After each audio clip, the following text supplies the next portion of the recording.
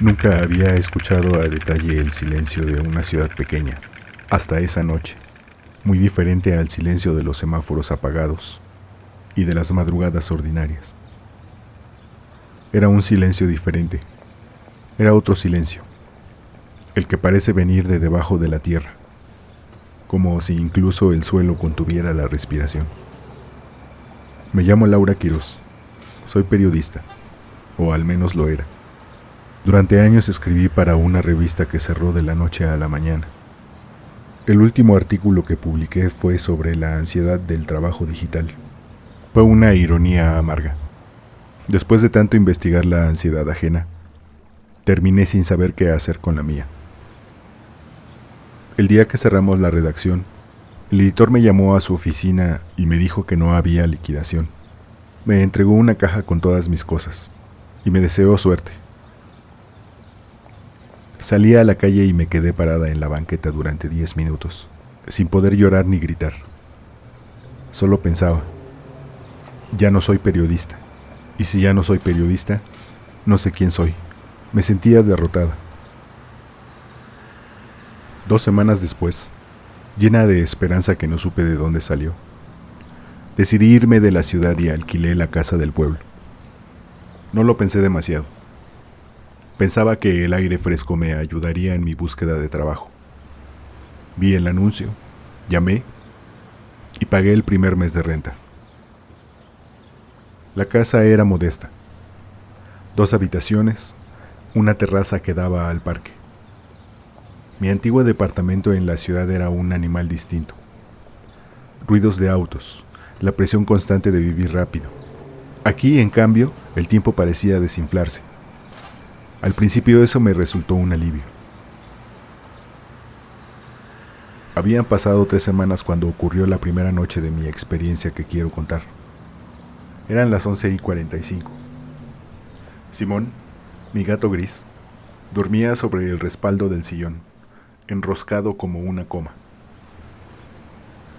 Yo escribía notas para un artículo que tenía en mente sobre los horarios del sueño, acompañada por una taza de té tibio y el zumbido leve de la lámpara de escritorio. Tenía la costumbre de escribir tarde. Siempre me pareció que el pensamiento se aclara cuando el resto del mundo se apaga. El reloj de la computadora marcaba las 11:58. Tomé mi cuaderno para anotar una frase que me cruzó por la cabeza.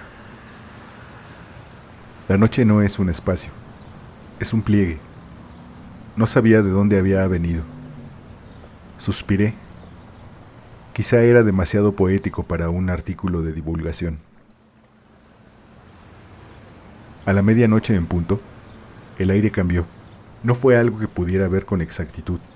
Fue una sensación física, como cuando un elevador baja demasiado rápido y el estómago se queda arriba. El zumbido de la lámpara se volvió más agudo. Simón levantó la cabeza bruscamente, con las orejas hacia atrás. Miré el reloj. Los números parpadearon. 12 en punto, decía. Luego, 11:59. Luego, 12 en punto otra vez. Pensé que era un fallo eléctrico. Tenía que ser eso. Pero noté algo más. El vaso de agua sobre la mesa estaba lleno. Yo lo había vaciado 10 minutos antes. Lo recordaba con claridad. Ahora estaba lleno hasta el borde, y el agua estaba fría, como recién servida. Simón saltó del sillón y corrió hacia la habitación. Entonces escuché pasos en el pasillo, pasos que venían de mi propia habitación. Al abrir la puerta, la habitación estaba vacía, pero la cama estaba deshecha. Yo no me había dormido todavía. Había pasado toda la noche escribiendo. Sin embargo, las sábanas estaban revueltas y la almohada hundida, como si alguien acabara de levantarse. Sobre la mesita de noche había un libro abierto, un libro que no recordaba yo haber sacado. Lo tomé con manos temblorosas. Era una novela que había comprado meses atrás, pero que nunca había empezado a leer. Estaba abierto en la página 87, con una frase subrayada. Cada decisión crea un mundo nuevo, y cada mundo viejo te olvida. El subrayado estaba hecho con mi pluma, pero yo nunca había leído ese libro. Volví a la sala. El reloj marcaba las 12:01. El tiempo se había reanudado, aunque Simón seguía escondido. Intenté racionalizar lo que me había pasado. Cansancio, falta de sueño. Tal vez había leído el libro en piloto automático y no lo recordaba. Tomé mi cuaderno de notas y documenté todo. Por costumbre profesional más que por convicción. 11 de marzo, medianoche. Posible episodio disociativo. Objetos fuera de lugar. Revisar historial médico familiar. Levanté la vista de la hoja y me froté los ojos para quitarme el cansancio. Al abrir los ojos de nuevo, algo había cambiado. El cuaderno tenía texto nuevo, texto que yo no había escrito. 11 de marzo, medianoche. No es disociación, es convergencia. Las líneas se están tocando. La letra era mía, el estilo mío, pero yo no lo había escrito. Cerré el cuaderno de golpe y entonces la vi. En el reflejo de la ventana, detrás de mí, había parada una figura junto al sofá. Era una mujer. Volví a mirar el reflejo. Seguía ahí, mirándome. Y cuando distinguí su rostro, el suelo pareció abrirse bajo mis pies. Era yo. Era otra persona con mi cara, con mi cuerpo, con mi ropa. Pero su expresión era diferente. Cansada, asustada, como si llevara días sin dormir. Abrí la boca para gritar. Antes de que saliera un sonido, una voz resonó dentro de mi cabeza. Me pidió calma. Dijo que no podía lastimarme, que solo estábamos compartiendo ese minuto. Le pregunté quién era. Soy tú, de otra parte, de otra línea, me dijo. Fue lo único que necesité escuchar para entender que no iba a poder seguir racionalizando nada de esto. Ella me explicó, con una calma que no encajaba con lo que estaba diciendo. Cada decisión que tomamos crea una bifurcación, que yo había elegido este pueblo y que en otra línea me había quedado en la ciudad. Que cada pequeña elección nos separa, pero que a medianoche, por un minuto, o a veces menos, las líneas se tocan y podemos vernos. Le dije que eso era imposible. Ella sonrió con tristeza y me recordó que 3 noches atrás yo también pensaba lo mismo, pero ahora ahí estábamos las dos. El reloj marcó las 12:01. Cuando volví a mirar la ventana, el reflejo había desaparecido. No dormí esa noche. Me quedé en el sillón con todas las luces encendidas. Al amanecer, todo parecía normal. El vaso estaba vacío, pero el libro seguía abierto en la página 87 y la frase seguía subrayada. Decidí ponerme a trabajar. Eso era lo que sabía hacer. Reunir hechos, ordenarlos, darles sentido. Si había algo racional que entender, lo encontraría. Al día siguiente encontré una chamarra extraña en mi closet. Era de mi talla y de mi estilo, pero no recordaba haberla comprado. No tenía recibo, no había un registro de compra en mi cuenta bancaria. La colgué de nuevo en su lugar y traté de no pensar demasiado en ella. Esa tarde intenté salir del pueblo. Tomé mis llaves, metí mi ropa en una mochila y caminé hasta mi coche. Me senté frente al volante durante 20 minutos. No arranqué, no porque no pudiera, el motor respondía, las llaves giraban, sino porque no sabía a dónde ir. Mi departamento en la ciudad ya no era mío, y no tenía trabajo. Así que me regresé a la casa. Un par de días después, encontré notas en mi escritorio. La letra era mía, pero el contenido no. He estado aquí 4 meses, o 4 semanas. Ya no sé. Simón no es Simón. Es de la línea donde nunca me mudé. Esa misma semana recibí un mensaje de mi hermana Claudia. Me decía que le alegraba que hubiera decidido quedarme, que había sido la decisión correcta. Yo nunca le había dicho que me quedaría. Le respondí preguntándole de qué hablaba, y su respuesta llegó de inmediato. De nuestra conversación de ayer, de cuando le dije que este lugar me hacía bien. No habíamos hablado en 5 días. La llamé para entender qué pasaba. Me confirmó que habíamos hablado el día anterior, que yo la había llamado y que habíamos hablado como 20 minutos, sobre mi trabajo, sobre el pueblo, sobre un vecino que, según ella, yo había conocido. Yo no había conocido a nadie, apenas salía de la casa. Le dije que yo no la había llamado. Hubo una pausa larga antes de que me respondiera. Laura, me estás asustando. ¿Estás bien?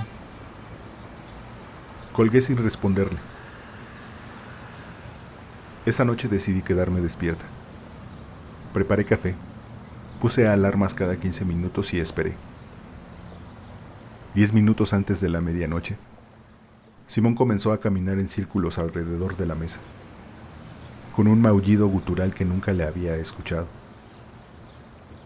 Poco después, la temperatura bajó lo suficiente como para poder ver mi aliento.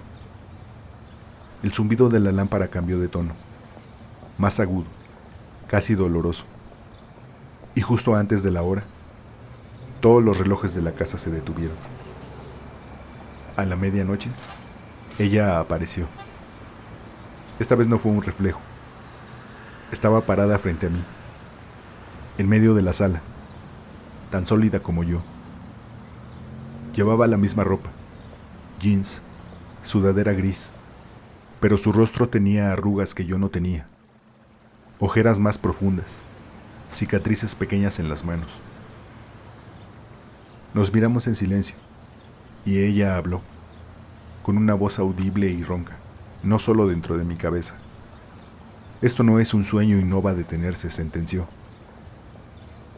Le pregunté qué estaba pasando. Me explicó, casi como si dictara un informe, que las líneas temporales normalmente nunca se tocan, que cada versión de mí vive su propia línea sin saber que las otras existen, pero que ahí, en ese lugar, algo estaba roto. El tejido entre realidades era delgado. Cada medianoche, durante 1 minuto, convergían todas las versiones de mí que habían tomado la decisión de venir a este pueblo. No sabía cuántas éramos, docenas, tal vez más. Me contó que mientras más tiempo pasara despierta a esa hora, más permeable me volvería, que absorbería recuerdos de las otras, que objetos de sus líneas seguirían apareciendo en la mía, y que algunos de sus cruces ni siquiera necesitaban que la otra Laura compartiera la decisión de mudarse al pueblo. Bastaba con que su línea estuviera cerca de la mía para que un objeto, o incluso un animal, se filtrara de un lado a otro. Por eso Simón, me dijo, quizá no era exactamente el gato que yo recordaba haber adoptado. Le pregunté si eso le había pasado a ella. Me dijo que ya no sabía qué decisiones había tomado ella y cuáles habían tomado las otras, que su identidad se estaba deshaciendo. Le pregunté cómo detenerlo. Me explicó que no se podía detener, que solo se podía elegir qué versión quería quedar, y que cuando las líneas colapsaran del todo, solo una permanecería. Las demás se fusionarían con ella. Necesitaba un recuerdo ancla, según me explicó. Algo anterior a todo esto. Anterior a la mudanza. Anterior a la revista. anterior a la Laura que documentaba la realidad para no vivir la suya. Tenía que ser un recuerdo que fuera mío y solo mío. Un momento que ninguna otra Laura hubiera podido vivir exactamente igual. El motivo era simple. El punto de convergencia de todas las líneas era la decisión de mudarnos. Todas habíamos llegado ahí por la misma razón. La revista había cerrado. Nos habíamos perdido a nosotras mismas. Habíamos huido. Ese pedazo de historia lo compartíamos todas. Lo anterior a eso sí podía ser distinto entre una línea y otra. Era donde cada línea empezaba a separarse de verdad. Me advirtió que cuando llegara el colapso serían muchas voces al mismo tiempo, muchos recuerdos, mucho miedo, y que debía buscar ese momento y aferrarme a él, porque las otras también intentarían hacer lo mismo. Le pregunté por la del reflejo, por la que había dicho que ella iba a quedar. Algo parecido al miedo cruzó su cara. Esa es la que lleva más tiempo despierta a medianoche, por eso pelea tan fuerte, contestó. El reloj marcó las 12:01. Ella comenzó a desvanecerse y desapareció. Los días siguientes fueron los peores. Cada mañana despertaba con recuerdos que no eran míos. A veces recordaba haber tomado café con un vecino que nunca conocí. Otras tenía la certeza de haber adoptado a Simón en la ciudad, no en el pueblo. Una vez desperté convencida de que mi hermana había muerto hacía años, hasta que la llamé y la escuché viva. Una noche apareció una Laura que lloraba sin parar. Me dijo que en su línea lo había perdido todo, que venir aquí había sido su último intento de empezar de nuevo. Otra llegó furiosa. Me gritó que yo le había robado su vida e intentó golpearme, pero su puño atravesó mi cuerpo como si fuera de aire. Otra más estaba casi transparente. Apenas podía hablar, y me susurró que ya no recordaba ni su nombre. En una de esas noches llegaron dos al mismo tiempo. El aire vibraba entre las tres con una tensión insoportable. La que lloraba con más fuerza habló primero, y dijo algo que se me quedó grabado. Solo una va a quedar, las demás seremos recuerdos en su cabeza. La otra, más serena, respondió que la que recordara quién era antes de llegar ahí, absorbería a todas las demás. Le pregunté qué pasaría con las que no recordaran. Me dijo que seguirían existiendo dentro de ella, como fragmentos, como voces que ya no sabían que eran voces. Y las dos desaparecieron. Una tarde, mientras intentaba trabajar, miré mi reflejo en la pantalla apagada de la computadora. Por un momento no me reconocí. Era algo diferente. La forma de los ojos, la línea de la boca, ajustes microscópicos, casi imperceptibles. Toqué mi cara.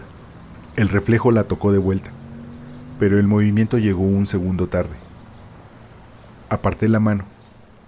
El reflejo no lo hizo. Le pregunté quién era. El reflejo sonrió. Soy la que va a quedar, contestó. Esa noche, cuando llegó la medianoche, aparecieron todas al mismo tiempo.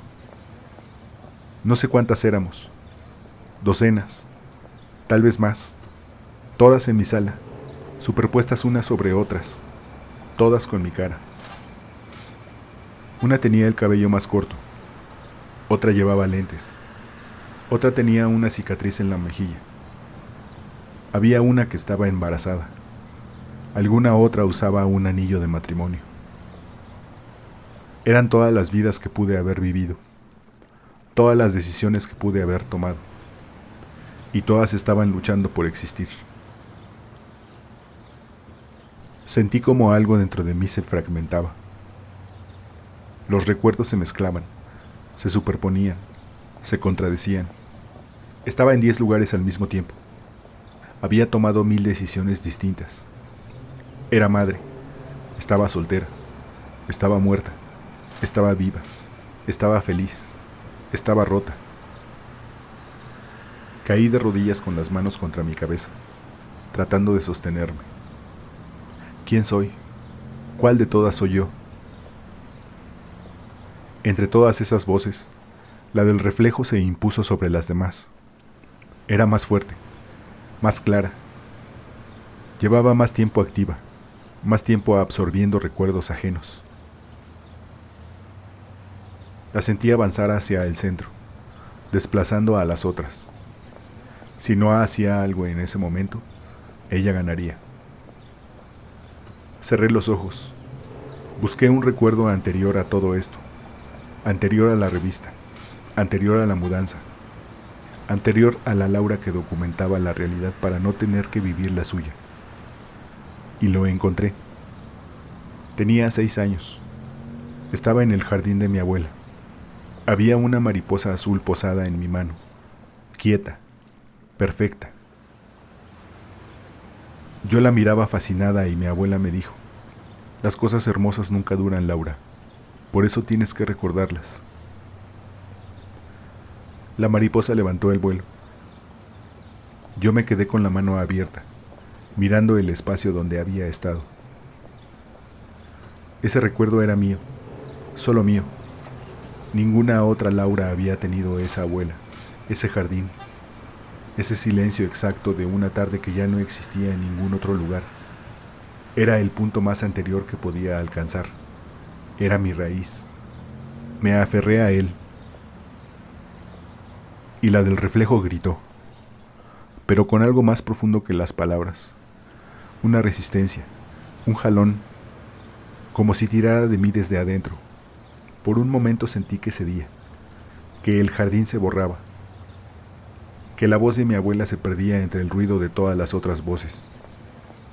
Pero la mariposa seguía ahí, la mano abierta de una niña de 6 años, el jardín, el silencio, todo seguía ahí. Y me sostuve de eso. Cuando abrí los ojos, las otras empezaban a desvanecerse, una por una, como estrellas apagándose. La del reflejo fue la última. Me miró desde el centro de la sala con una expresión de odio. Ella sabía quién había ganado, sabía por qué, y se disolvió en silencio. Sentí como algo entraba en mí, como un eco lejano, fragmento de vidas que de pronto eran mías sin haberlo sido. La Laura que había perdido a su madre, la Laura que nunca conoció a su padre, la Laura que fue feliz 10 años con alguien que yo nunca conocí, la Laura que se había ido apagando poco a poco, día tras día. Todas estaban ahí, todas dentro de mí. El reloj marcó las 12:01. Y la sala quedó vacía. Han pasado 3 semanas desde esa noche. El fenómeno no se ha vuelto a repetir. Los relojes funcionan con normalidad. Los objetos se quedan donde los dejo. Esta semana llamé a Claudia, y nuestra conversación fue simple, sin fisuras. Ella recordaba lo mismo que yo. El tejido se había cerrado. A veces, cuando cierro los ojos, veo fragmentos de vidas que no viví. Sé que hay una Laura que tocaba el piano. Sé que hay una Laura que le tenía miedo a la oscuridad. Yo nunca le tuve miedo, pero ahora duermo con una luz encendida. Sé que hay una Laura que quería ser madre. Yo nunca lo quise, pero a veces, al despertar, busco una cuna que no existe. Y luego está Simón. A veces lo miro y me pregunto si es mi gato, si vine yo a buscarlo al refugio o fue otra, si se llamó Simón siempre o yo lo bauticé. Él me mira con sus ojos verdes, impasible, y no responde. Esta mañana escribí una frase en mi cuaderno. La escribí para mí. No sé cuánto de lo que recuerdo es mío, cuánto es de ellas. Y si ya no puedo distinguirlo, ¿importa?